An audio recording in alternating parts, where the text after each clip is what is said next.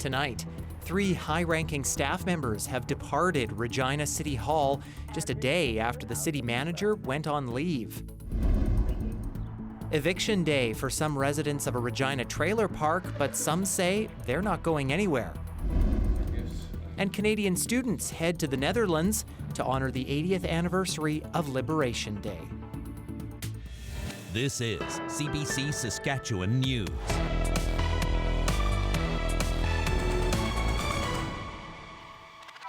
It is Thursday, May 1st, and the CBC Saskatchewan News starts right now. I'm Ethan Williams. Thank you for joining us. There's been another big shakeup at Regina City Hall. On Wednesday, we told you City Manager Nikki Anderson was going on leave. Now we're hearing most of her team is no longer with the city. The city has confirmed the mysterious departures of Anderson's former chief of staff, her executive assistant, and the director of Indigenous Relations and Community Development. But we still don't know why those 3 are out. It follows the news that Anderson has gone on indefinite leave. She was hired in 2022, replacing Chris Holden, who was abruptly fired 2 years before his contract expired. The ongoing saga between residents and the owner of a trailer park in Regina has taken a new turn. 14 residents of Glen mobile home community were officially evicted Wednesday, and more evictions are planned for later this summer. But as Chris Edwards reports, some residents say they plan on staying put. Eviction day has arrived here at the Glen Trailer Park. 14 residents had until yesterday to leave the community after the property owner gave notice of evictions back in January. So it looks like they're gutting it for everything and selling whatever and then tearing it down. It says the water and sewer lines have deteriorated. Most of those 14 residents have already left, either taking their trailers with them or abandoning them. But many of the homes here are too old or expensive to move. And some of the people who have lived here for decades are staying put, saying they have nowhere else to go. Well, I haven't been able to find a place because I'm on a tight budget. And what I make every month through my pensions, I can't afford to rent a regular apartment. Residents here have tried for months to avoid these evictions, even going to Regina City Hall for help. But as of now, the evictions are going forward, and this is only the first wave of them. Several dozen more residents will be forced to leave in June. They too have been told their water lines can't be maintained. But many of them disagree that their water lines have deteriorated and have petitioned instead to pool their money and buy the park from the owner, Glen Properties. I'd love it if we could buy this place and we don't have to move. And then we don't have to stress about it. And then year by year, slowly we go about fixing the sewage and water lines. Because I've got adequate running water and sewage. I got great pressure. The first offer to buy out the property was rejected late last month. But residents here say they'll send another offer and keep trying until they can avoid eviction. The CBC reached out to Glen Properties for comment on this story, but haven't heard a reply. Chris Edwards, CBC News, Regina. Saskatoon Tribal Council Chief Mark Arcand says he's giving his final comments in regards to a back-and-forth spat with a Saskatoon City Councillor. Last month, Ward 3 Councillor Robert Pierce asked Premier Scott Moe a question during the Bear Pit session at the Saskatchewan Urban Municipalities Association's annual convention. Pierce asked if the province would reduce the number of beds at the STC-operated Fairhaven shelter. He also asked if STC would be replaced as the shelter's operator. As a result, Pierce was replaced on the city's subcommittee on homelessness. Pierce claims he tried to phone Arcand to apologize, but Arcand says he didn't pick up, and Pierce needs to take public accountability. If he wants to have a decent conversation with me, I'm always open to that, but I want him to stand up in front of the cameras the way he did at Suma and do it that way instead of taking the easy way out and sending a letter about how he feels. CBC has reached out to request an interview with Pierce, but he has yet to respond. A Saskatoon teen accused of lighting a classmate on fire is going directly to trial. That's because the Crown filed a direct indictment in court Thursday against the 15-year-old girl. We can't name the teen due to her age. She is charged with attempting to murder a classmate at Evan Hardy Collegiate last September by dousing her with flammable liquid and setting her on fire. She's also accused of causing bodily harm to the teacher who was injured when he tried to put out the fire. The case was set for a preliminary hearing in July, but that will now be scrapped. The date for the new trial has not yet been set. Well, it was a somber evening in our province Wednesday night. A vigil was held to remember the people who were killed and injured in the car attack at Vancouver's Lapu Lapu Day Festival last weekend. Scott Larson has more.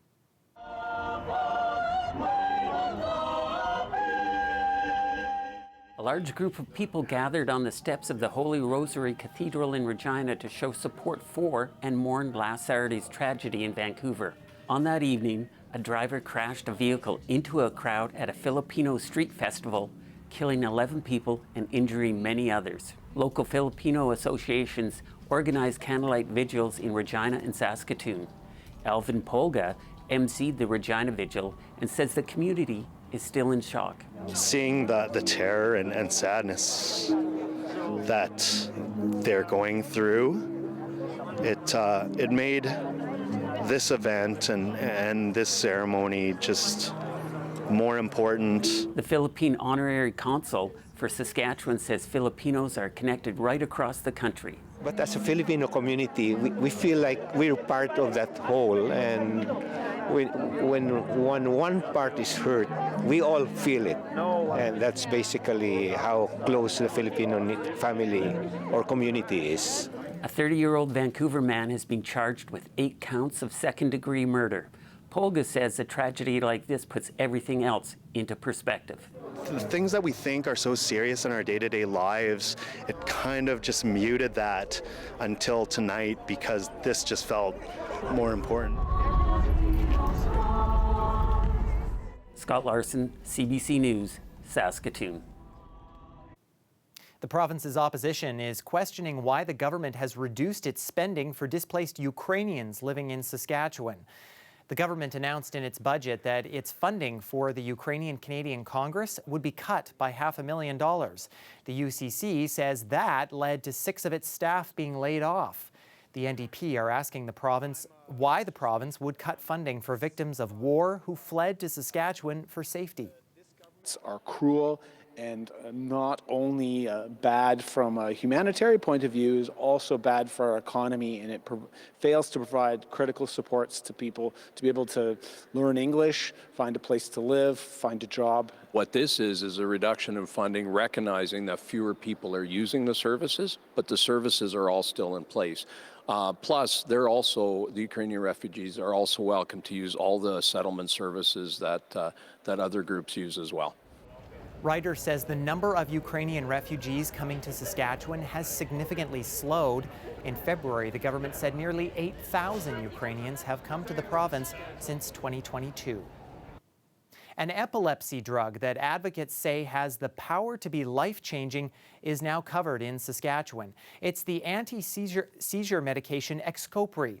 Saskatchewan's health minister says Xcopri offers real hope to people with uncontrolled seizures, and there is potential for fewer hospital visits, fewer surgeries, and a better quality of life. Well, this is so exciting. I mean, it's really, really exciting to have, having had people actually listen to us. This is something we've been advocating for months and months. It was a shock when it wasn't immediately approved because this is such a great medication. And for people with epilepsy, we're looking for something that can really help them in terms of their seizures. Epilepsy patients and their specialists had been calling on the government to pay for the drug. There are more than 10,000 people in Saskatchewan living with epilepsy. The government estimates about 100 people could benefit from this medication in the first year of coverage. Quebec's education minister says the province will go ahead with banning cell phones in all schools starting in September. A cell phone ban was already in place for classrooms, but they're now extending it from beginning to end of day in schools, including during breaks. Phones will be banned in both elementary and high schools, and it will apply to both public and private schools. The ban comes following recommendations made by a special committee. Each school will individually determine how to implement the new regulations. 2 new renewable energy projects are on the way to south central Saskatchewan. A 200-megawatt wind farm near Assiniboia and a 100-megawatt solar facility near Cornack. When we look at securing opportunities for the nation, it's a tremendous opportunity, I guess, and gives us the hope that at the end of the day, there's more than just resources at play. Both new projects will be owned and operated by Potentia Renewables Incorporated in partnership with the Meadow Lake Tribal Council and Mistawassis Nehewak First Nation. The wind and solar projects are expected to power around 125,000 homes. Construction is slated to wrap up by late 2027. Well, a bit of a soggy start to Thursday in Regina. Some rain moved through the city as we got the day started. We did really need it though, but that has come and gone. Sunshine is returning, and we are really about to enter a stretch of some very warm weather here. Think July in May. I'll have all the details in your forecast when we come back. Stay with us.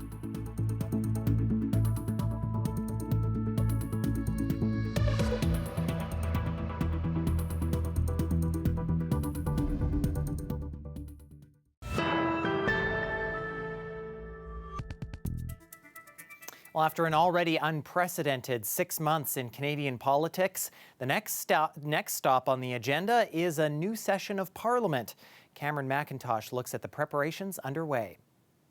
Now elected, Prime Minister Mark Carney working through a long to-do list, setting up his government. You have internal preparations to make, from staffing up your office to selecting your cabinet. Then, of course, externally, the Prime Minister has, and this incoming Prime Minister has an enormous amount of work and some really huge priorities that he's already outlined. Chief among them, talks with U.S. President Donald Trump. Carney ran on a promise to protect Canada's economy and sovereignty from the U.S. He's going to come to the White House very shortly, within the next week or less.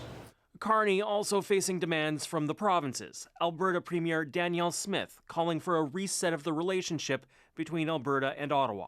I will be talking with the Prime Minister and making our case very, very clearly about what it is that we think we need to do to reset and be that energy powerhouse. Meanwhile, Conservative leader Pierre Poilievre has not spoken publicly since losing his seat in Parliament and status as opposition leader.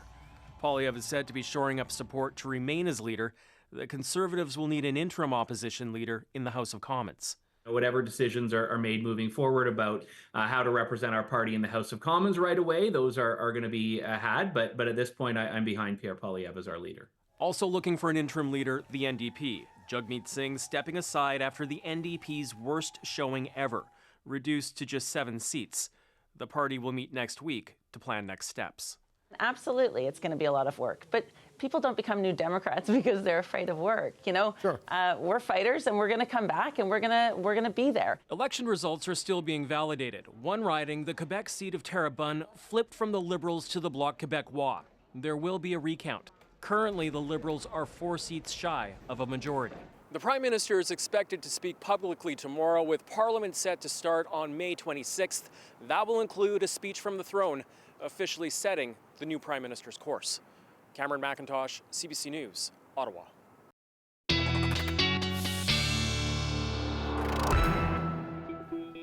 Well, skies sunny for many of us across the province on Thursday, including in Saskatoon. Just a few lingering clouds there. A very nice day with temperatures getting into the mid-teens once again. We are in store for some very warm weather, very much above seasonal in the coming days. But before we take a look ahead, I want to take a look back at the month of April, because we now are into May, and April, a pretty average month for temperatures across the province. A lot of us not really deviating too much from normal. Most of us slightly above the average. Yorkton, the only location Environment Canada notes, was just below average. In terms of moisture, though, much different story. A couple of storm systems impacting southern Saskatchewan, bringing much above average moisture to that part of the province. But for central regions, very, very dry, and you see North Battleford there reporting, I believe, the 6th driest April on record and the 8th driest April on record for La Ronge, barely managing to get 20% of normal April precipitation. There is still a bit of moisture moving through the province, and that is exiting now. A few thunderstorms even in the extreme southeast corner. But for the most part, skies are beginning to clear, and where we have been seeing that sunshine, temperatures getting up near 20 degrees. Not even breaking over 10, though, in eastern sections where the cloud cover remains in place. And into the north, breaking above the freezing mark for Thursday, but not by very much, still a bit below seasonal there. Our weather about to become pretty uneventful in terms of what's happening in the skies, at least. After a few morning showers early Friday in the north, the skies clear, high pressure moves in, the temperatures warm up, and we sure don't have a lot to talk about for the weekend, which will be very nice for the start of May. And then we're watching this developing low pressure system out of Alberta, which is going to move in probably later into Sunday and into Monday. In Alberta, that model seems to be picking up some snow, but I think for us it'll be falling in the form of some rain. Winds over these next couple of days going to stay relatively light as high pressure starts to move in. So really not a whole lot to worry about on that front, thankfully.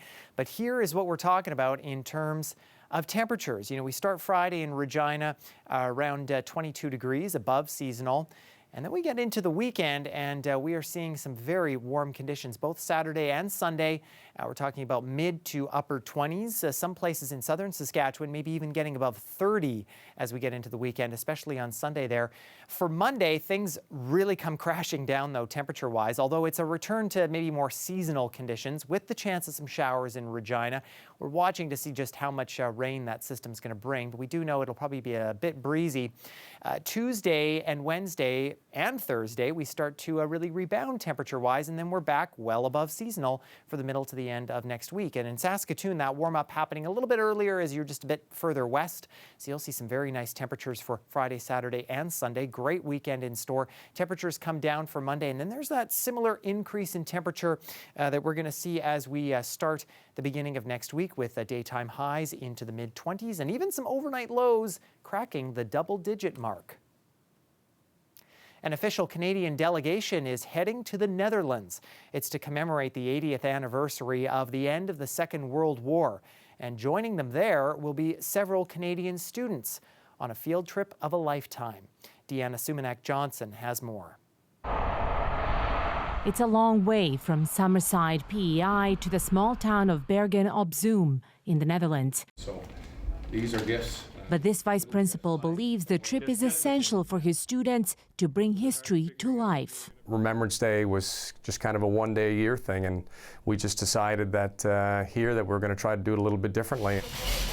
Students will walk in the footsteps of soldiers who helped liberate the Netherlands from Nazi occupation in 1945 and lay a plaque on a grave. I mean, it's very easy to think, oh, it was 100 years ago, it doesn't really make a difference what happened, but everything that happened and all those people who sacrificed their lives were for the freedoms today.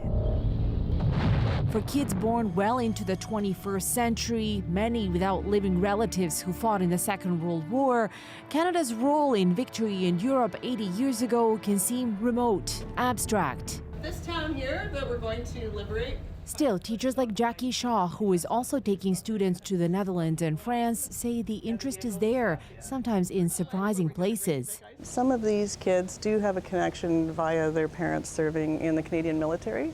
Some of them just, I think, naturally love history, which is great. To be honest, I think some of them are interested in it because of playing video games at some point, right? Us living back then, we would have to go to war as well because they were like 2 years older than us, so not that big of an age gap. And teachers say it's not just about the lessons of the past. In light of recent events, I think it's important that we wave our flag proudly. And it's important to realize that, you know, we're wanted, we're needed in this global climate. These bars show how many years he spent fighting in Europe. As lessons of history connect with a digital generation born well after the war. Deanna Sumanak-Johnson, CBC News, Toronto. And CBC News chief correspondent Adrian Arsenault will host a CBC News special on the 80th anniversary of Liberation Day. That is on Friday at 6 a.m. local time from Groesbeek Cemetery in the Netherlands, where 2,338 Canadians are buried.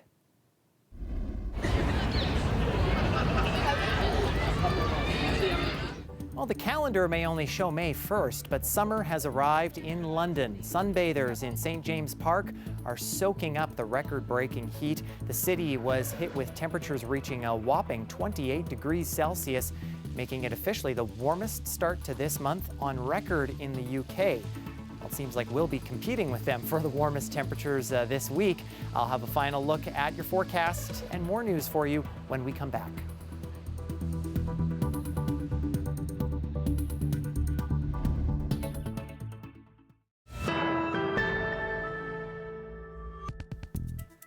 Welcome back. As birds begin to migrate through the province, you may be more likely to come across one with avian influenza. That's why the Ministry of Environment is asking the public to be on the lookout for dead birds. Avian flu can occur in waterfowl and shorebirds, as well as ravens, crows, and seagulls. Cases have been detected in Saskatchewan since 2022, when the illness began widely circulating in North America. If you see a dead bird you think may have died from avian flu, you're encouraged to report it and take precautions. We're asking people to avoid sick and dead birds, keep your pets away from them. If you can't avoid, contact with a dead bird, like it's in your backyard and you need to get it out of there, then there are a number of precautions that you can take. Wearing rubber gloves, etc. And that is outlined on our website. You can report dead birds directly to the ministry or submit reports online to the Canadian Wildlife Health Cooperative or through the Wildlife Health Tracker app. The use of backyard bird feeders is unlikely to spread highly pathogenic avian influenza to songbirds as long as the feeders are cleaned regularly.